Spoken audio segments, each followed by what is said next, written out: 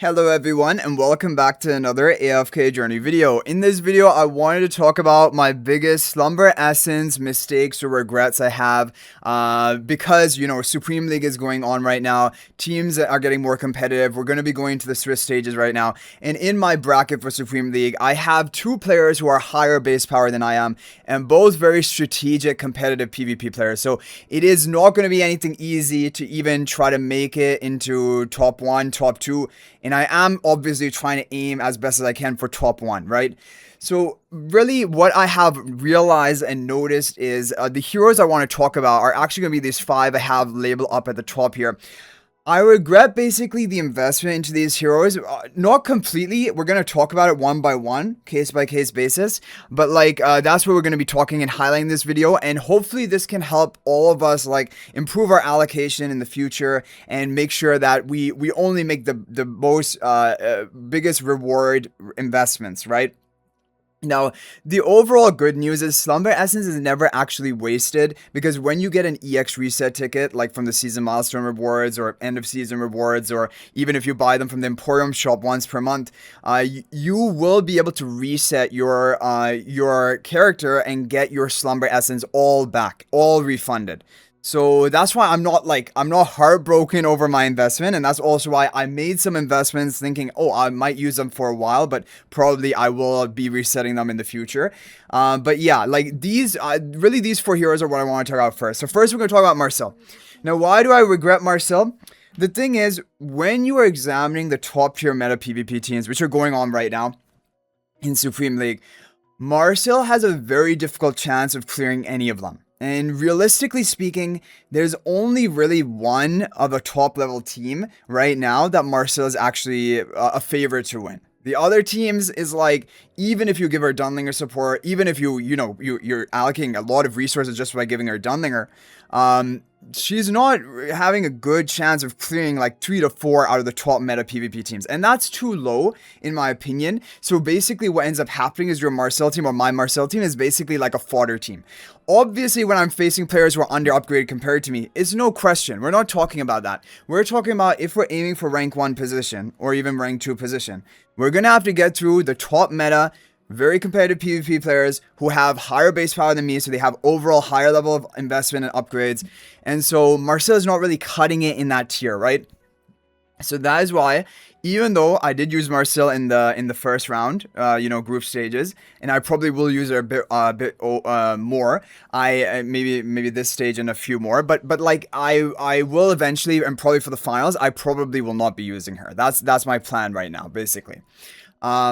So yeah, and we're definitely gonna reset her. My plan is basically and this is also something I recommend to you guys. If you have Marcille and you knew from the previous seasons that Marcille was actually good in PvP, and you were planning to Paragon upgrade her from the season store with those soul stones, I would say definitely do not do that. Marcille is basically right at the edge of usable, and like I said, when we talk about top tier meta PvP teams, I don't think she's one of them. Really, if you want to recap them, they are Sylphira, Gwyneth, Frieren, and Saida. These are the 4 meta hyper carries which I think have the best basically performance into multiple enemy teams at the top tier level, and they all have great win conditions, and but Marcille not exactly on the same tier as them.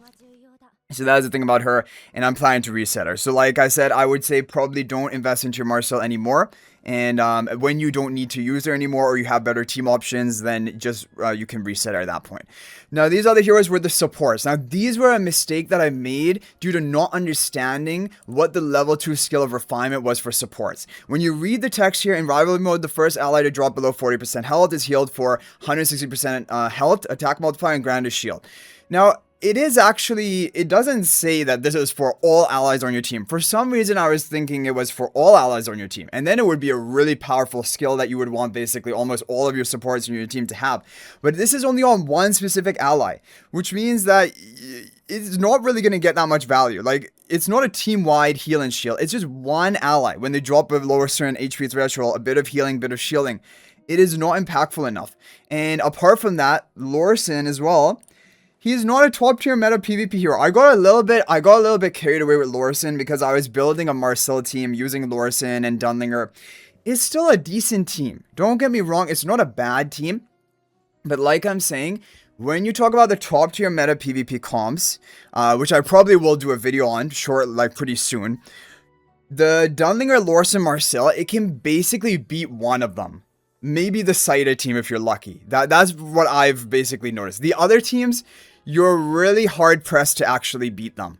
Like, there's a chance, but the chance is not very good. So that is basically the problem when it comes to this. However, if the enemy has like a main faction Freerin team, like Wild Freerin and things like that, Dunlinger Marcille still can beat that. And so that can be considered one of the top tier teams. But when you talk about like the more pay to win Freerin comps, no, it cannot really deal with that. Okay, so that's basically what we have for Marcille and Lorsan as well. Lorsan was just kind of like, and this is something we all have to be mindful of. I have to be mindful of as well.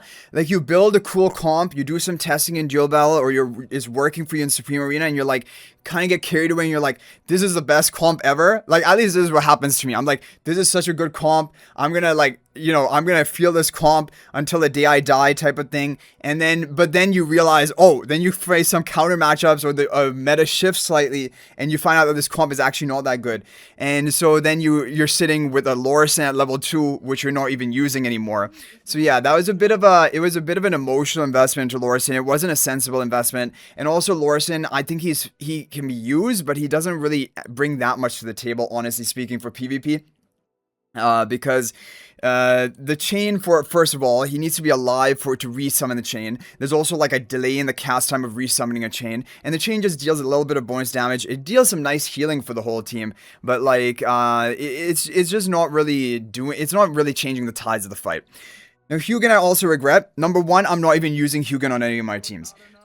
For a pay-to-win standpoint, in fact, even though Hugin is a usable and good hero in PvP, especially at like a mid-tier, the thing is, at a pay-to-win level, he's not actually that great. Because unlike, like, the Gunner is the big brother of Hugin, and Gunner is better in every way because Gunner can protect the ally behind him.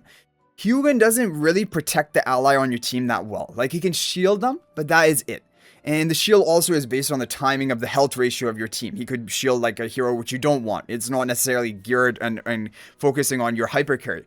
So Hugin is having some issues, definitely. I think he's definitely usable. But either way, whether he's usable or not, what my point is, there's no point investing in his level 2. It was a mistake again because I thought this level 2 skill of support was so strong, when in fact it's just one hero that's getting procced on, which is almost negligible. It has almost no impact on the course of the match. And so both of these heroes, I really regret. Hugin and Lorsan, I really regret. Marcille, I mean, she did serve me, and like I'm still using her a bit, but like I am planning to reset her. But I was already planning to do that. I was planning to allocate to her, and then after the Supreme League is over, reset her for the next Supreme League. That was basically my plan. So like things are going according to plan, but basically for my next month, because we're going to get from season milestones a full EX reset down to +0, I'll probably use that on Marcille, and then the EX plus 15 resets, which you can get from the Emporium shop. If you have Spirit Store unlocked, you can get another one from there. So I get 2. You have to buy them out. They're expensive, like with season points and season tokens and the Spirit Store currency, but there's no other option, no other way to get those exclusive equipment resets, and I have none left because I did a lot of, you know, kind of maybe misallocation and reallocation and things like that. So yeah, these 3 are going to be planned to reset at the beginning of the next month, basically, all 3 of them. Now Callan. So Callan, I don't necessarily regret as much. Like the tank effect, level 2 effect is more decent, reducing the damage taken, making them tankier. But again, it doesn't really change that much. Like, this is the thing. The tank heroes, the supportive heroes in your team, which are just the accessory pieces, allocating Slumber Essence into them is not ever a smart idea, because it's so much better used to have those resources on your hyper carries, on the damage contributors. Like, for example, right now, I had some ideas of pulling off an Athelia comp, pulling off a Cryonaya comp for PvP, Cryonaya, pulling off a, what was the other one? Baelran comp. Now, the problem is, I can't, like, they're at no level of exclusive equipment investment. Even if they were level 2, then maybe I'd have a bit more confidence in actually making them work. But basically, because I've allocated to these supports and tanks, which hardly even change the effectiveness of your team. Honestly, RNG is more a bigger factor than if someone has a Callan level 2 or a Callan level 0. The RNG is a bigger factor. Same with the supports here. And that's why they're not actually bringing anything to the table. They're not actually changing my fight. I only thought, okay, I have my hyper carries set, which are Gwyneth, Saida, Sulfura, Freya, and Marcille. That was my plan. I'm like, okay, now with all my leftover resources, I can spend it freely however I want. But it's not a wise decision to do that. It's better to hold your resources and only give them on difference-making, game-changing, basically, investments, like Athalia in an Athalia carry comp, like Cryonai in a Cryonai carry comp, like, what was the other hero that I keep forgetting? Like, what was, Balran in a Balran carry comp, or even give to Celise. Like, Celise is a support that you never feel bad about investing into exclusive equipment because she also has high damage output, right? And she can slot into almost any team. So Celise I'll never feel bad about investing into, but these heroes, yeah, not gonna be game changing enough. And then we have Alna. So again, Alna is not necessarily a bad pick to max refine because she's one of the top tier meta PvP heroes. And even if her exclusive equipment refining isn't going to change that much for you in the course of a match, you're going to be using Alna for years to come. So like for me, I have the resources, I can max her, and I'm fine with it. It's not like I ever need to reset this, and I never will reset Alna because she's going to be, it will be years before she will never be in the meta. And I'm sure even 3-4 years in the future, why would you not want to have an invincible granting hero on your team? Unless, like, things have, like, completely changed. I cannot see how Alna will not be used even 4 years, 5 years down the line. Maybe bold of me to assume. But I really believe that. So, for that reason, like, a long-term investment is fine. But the thing is, what is it actually doing? Is making her tankier. Well, Alna is not really the one dying on your team. Like, almost never is Alna the one who's dying first on your team. It's the rest of your team who dies. And then it's your hyper carry who dies before even Alna goes down, generally speaking. So having this extra investment into her isn't actually going to change much. Alna's own survivability is usually not a problem. It's not, and that is why Alna can even work as Supreme Plus. Like, you don't need a Paragon for her, Max Investor, Refiner, and all of this stuff to make her work. She's fine at Supreme Plus. She's tanky enough, just naturally being a tank. But, yeah, so, like I said, it's not that I regret this investment to Alna. But, like, if I just left her at level 2, for example, like I left Dunlinger, I would have more resources to work with. If I had not upgraded Lorsan, Hugin, Callan, I'd have more resources to work with. If I had not upgraded Marcille, I could go for, I could go for an Athalia comp. I could go for a Cryonai comp. I could max my Balran. There's a lot of other things and those other heroes arguably are actually more effective carries compared to what I currently have. So basically, just a summary of this video is these 5 heroes on top, I regret to an extent. Alna, as a long-term investment, there's nothing wrong with this investment. It's just that maybe I could have delayed giving her these resources and used it on someone else first. Maybe a more pressing hero first.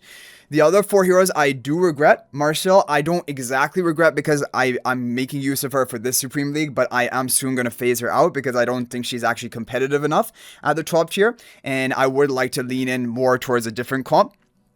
But of course also meta is going to shift rapidly in AFK Journey with new powerful PvP hero, rate up hero releases. Like Gwyneth release was a big change to the meta game, and we have a new Hypogean marksman coming out, Lamentis. Who knows if that's going to enable like some sort of summoner meta, and then maybe our allocation is going to be completely warped and redistributed. But then maybe you'll want to invest into Aurora, maybe you'll want to invest into Lamentis, of course. So like, obviously, even after I reset Marcille, I'm not going to be immediately allocating again. I'm going to be waiting until the meta is actually kind of discovered. But basically, that is what I'm saying. However, these other heroes I have here down below, I do not regret any of them. I do not regret any of these heroes I have down below. Even the twins, I do not regret. I use the twins in PvP. I think actually they're very strong in PvP, especially with Saida or even with Balran.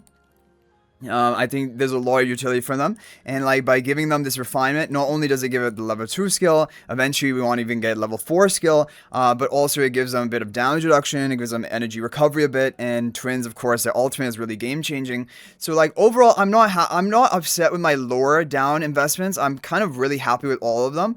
Alna, I'm also overall happy with long term because like it's fine. It's really these big four, and maybe Alna could be delayed. That's basically it. That's all I'm saying behind this video. And hopefully you guys can also do an analysis of your own account. Like if you have some supports, if you have some tanks like Theodore, like Callan, at this level 2. It really is not bringing that much to the table. It would be better off to have those resources allocated onto your damage dealers, whoever that hyper carry may be for the teams that you're running. And if those are already max invested, then, you know, the supports like Celise, who also contribute good damage, or even Ravion, who he contributes damage and his stats are more impactful compared to a tank. So yeah, that's basically all I wanted to talk about in this video. It's always nice to like, you know, just have a discussion and also share where I'm at and how I'm thinking and going forward, because of course Slumber Essence has just recently come out. We're experimenting with it. Obviously, there's going to be a bit of a learning curve and the mistakes are going to be made, and that's just natural. But over time, we will be able to correct them. And luckily, if you've been playing AFK Journey for a while and you haven't used many of the EX plus 15 exclusive equipment reset tickets, you should have quite a lot of them to actually do some recycling. But be very careful with your recycling. And like I said, do try to avoid majority of the supports and majority of the tanks, because it's just going to be better allocated onto your main DPS or sub DPS on your team, basically. Or of course your meta PvP heroes like Gunner, like Contest, like even Dunling or Alna, at least up to level 2.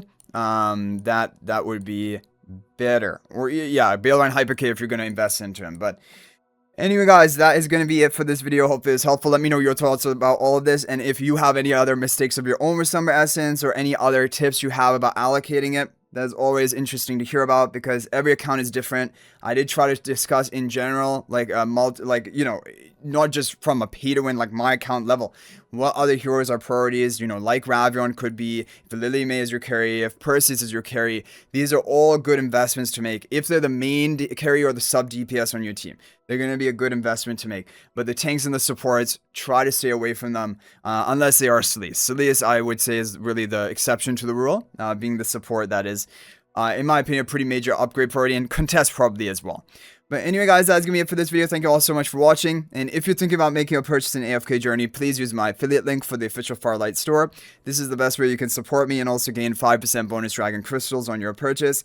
My affiliate link is in the description of this video in a pinned comment. And you can actually bookmark this link in your browser. And whenever you're planning to make a purchase, just return to the bookmark link and make your purchase. It will support me and be greatly appreciated. So thanks for watching. I'll hopefully see you in the next video. And until then, everyone, peace out for now.